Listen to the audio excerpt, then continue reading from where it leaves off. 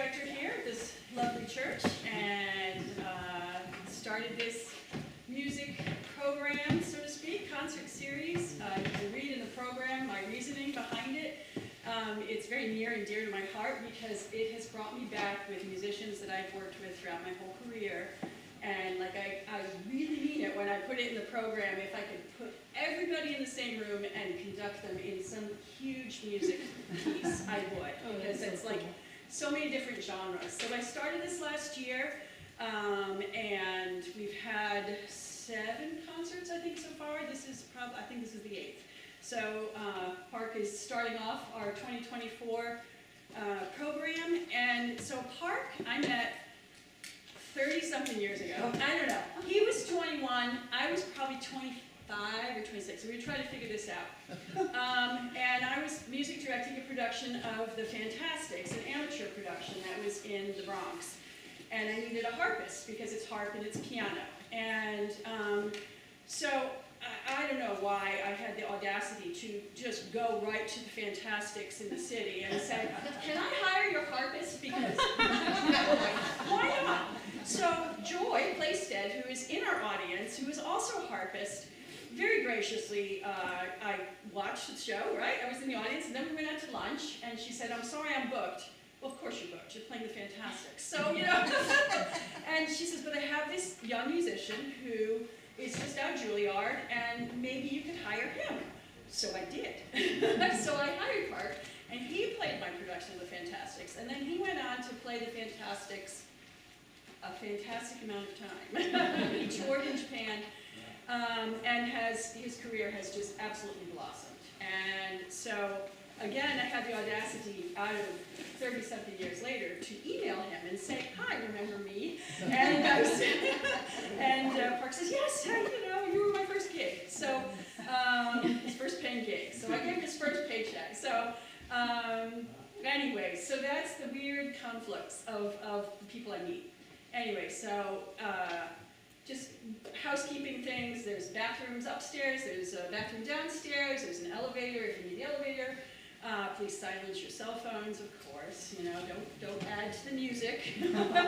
And there is also, these are free concerts, but we do have a donation plate in the back if you'd like to further these concerts. We will always take a donation, so thank you so much. But anyways, I'd like to introduce now Park Stickney. Yeah.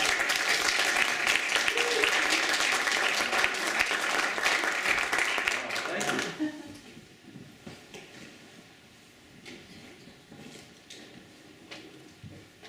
How is it if I speak without the microphone? Is it terrible? Do you hear me speaking now? Yeah. But you're thinking, yeah, but he should use the microphone. No, we can discuss it over the time we have together.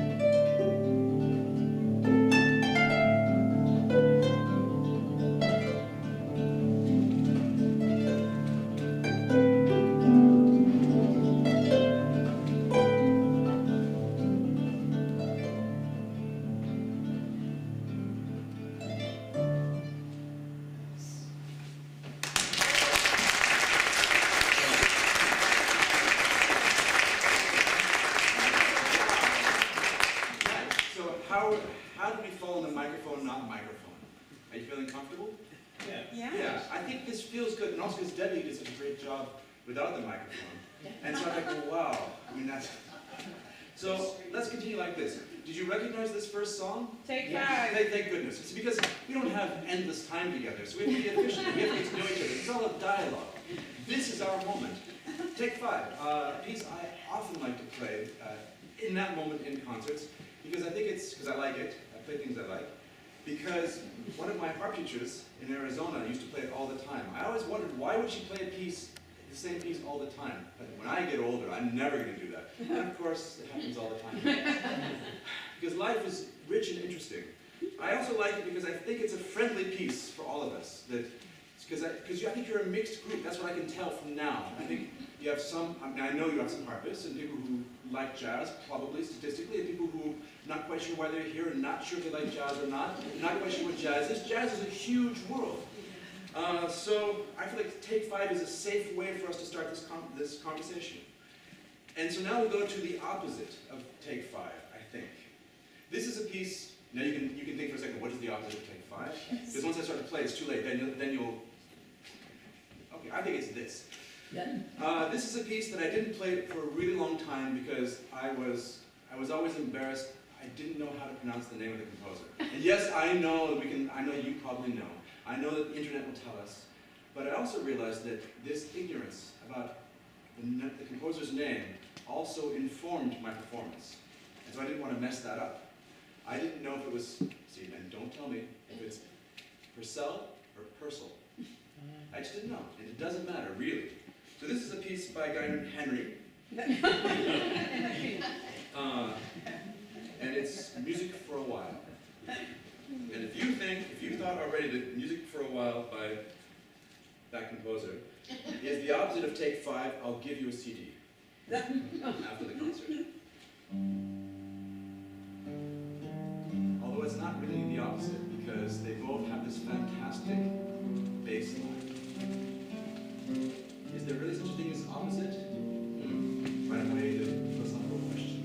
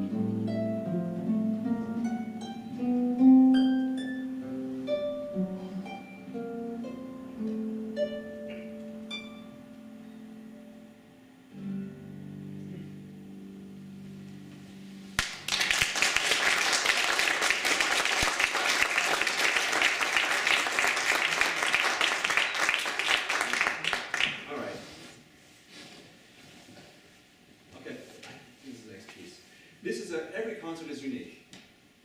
And I know that unique means unique, but this is, you can't really see something as more unique, because it's just already, and yet, this concert is very special. It feels like an intervention. Oh, wait. There's something, so because it's such a Fantastics-based thing, I think I'm going to play something from the Fantastics. Yeah, which I've always thought would be a fun thing to do.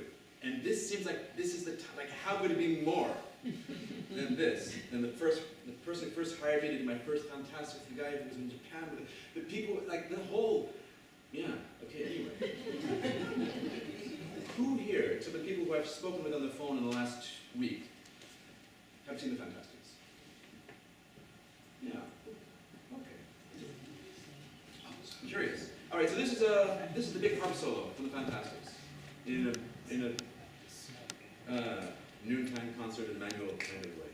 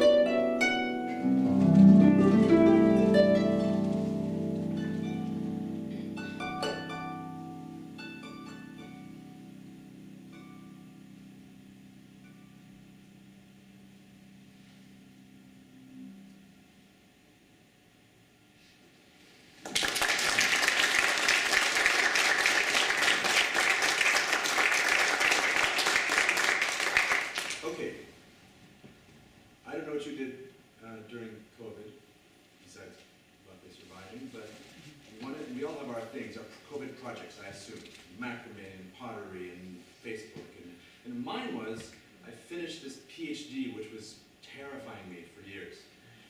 And so this piece is actually about that. This is a piece which is called, I mean, it's not a great title, I have a hard time with titles, it's called Finished with My Thesis. But it's a song, it has lyrics. The lyrics are also finished with my thesis. It's not we will not be singing this song. But in this song, I just think it's nice that there's one part of the song where the text painting happens. Finished with my thesis. There.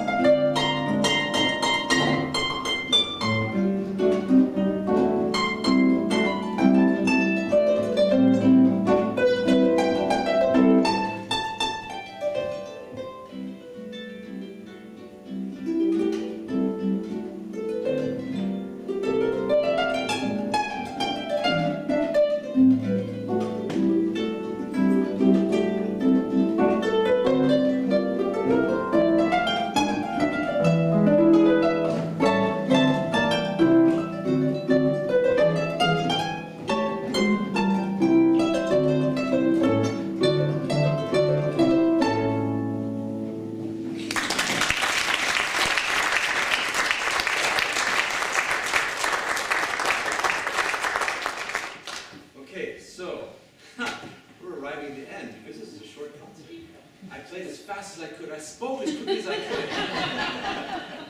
So, but here's what I mean, this is all about you, but it's also a little bit about me. It's about us. My needs, and we can discuss always. I'd like to play one piece to officially end the concert, and I'd like to play, I'd like you to, beg for an encore, which will involve audience participation. That's your carrot. And then we can discuss. How does that sound?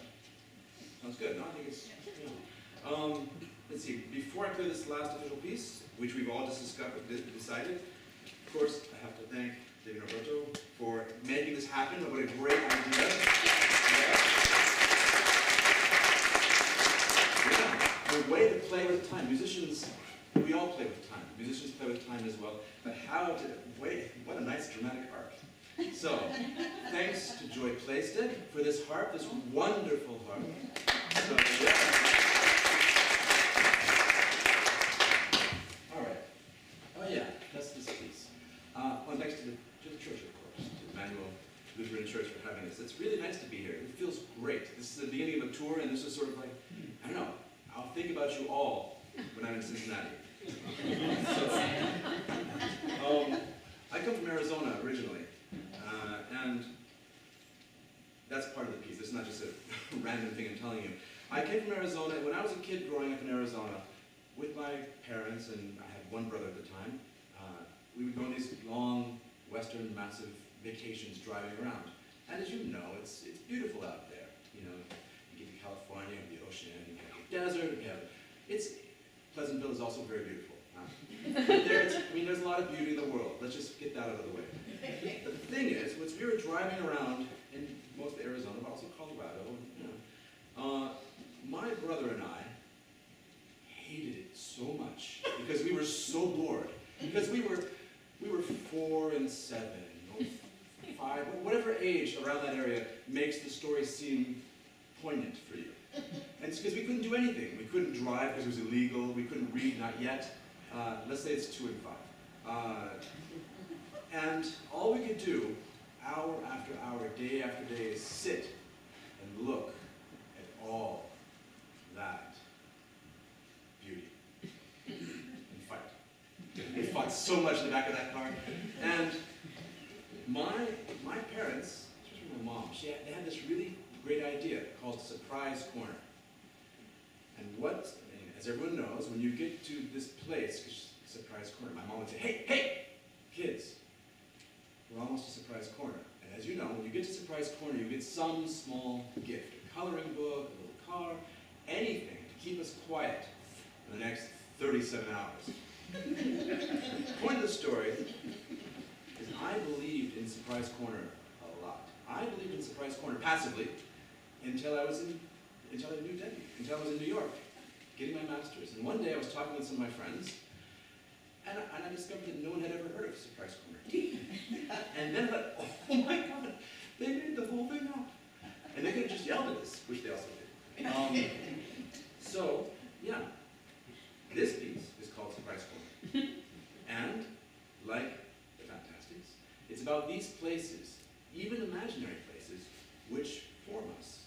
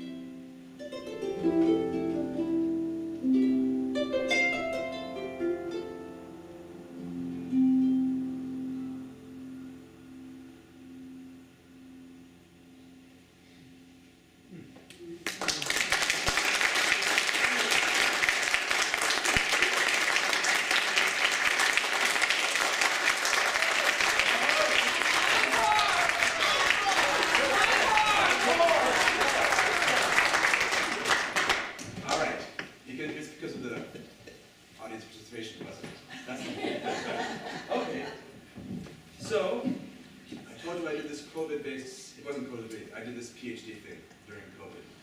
And it was, I think this is a new program actually, it was about the pedals of the harp. We can talk about it for hours, but not right now. But the methodology that I used was something called practice as research. And the idea basically is practice as research is that the things you explore, the questions you have, come from your artistic practice. And the ways that you explore these questions you may have are based in your artistic practice, dance or harp or whatever it is. And then the results of what you achieve, what you find, your discoveries, are also somehow based in your artistic practice.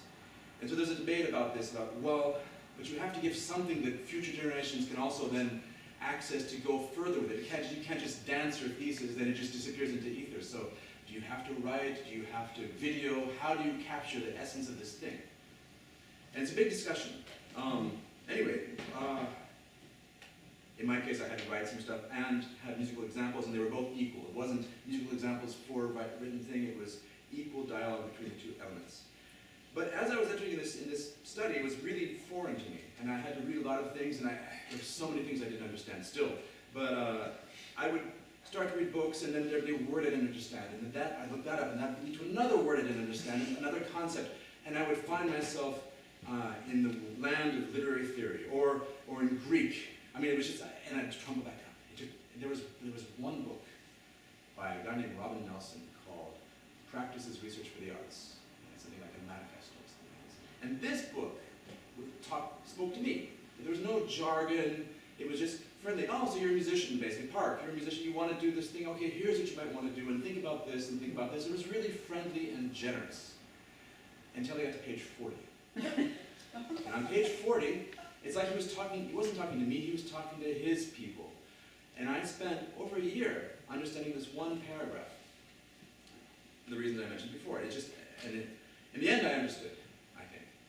But I decided that one of the ways I was going to explore this paragraph was by making a song about it.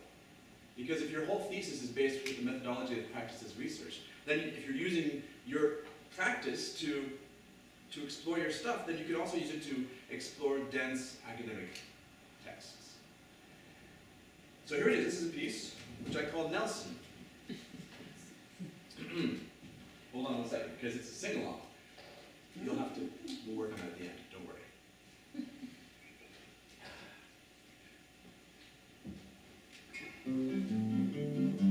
I wrote that.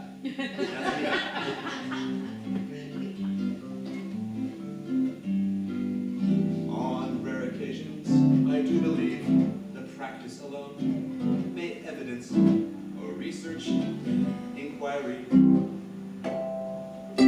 But an artwork cannot take account of the contexts in which it might be experienced. If we hold from a post-structuralist perspective that signifiers are multi-accented, dependent on dialogical negotiation in context to achieve any sense of significance. And if the impact of artwork might exceed its phenomenal properties, can we assume the research inquiry is self-evident in the practice? This later on will be your part. Can we assume, but not now, the research inquiry is self-evident in the practice? This open question will be addressed in chapter 3.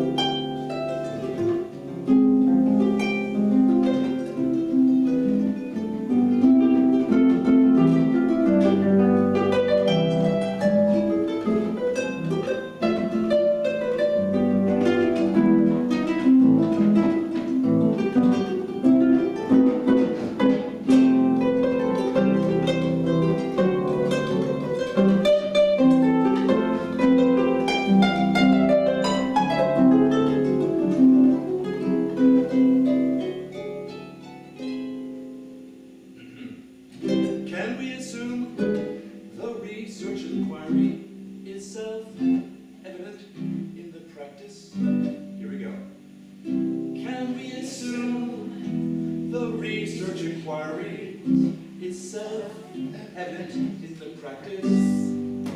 Can we assume the research inquiry is self-evident in the practice? Let's do it once more. Can we assume the research inquiry is self-evident in the practice? Last time. Can we assume the research inquiry is self-evident in the practice? Here we go. Home. In chapter 3.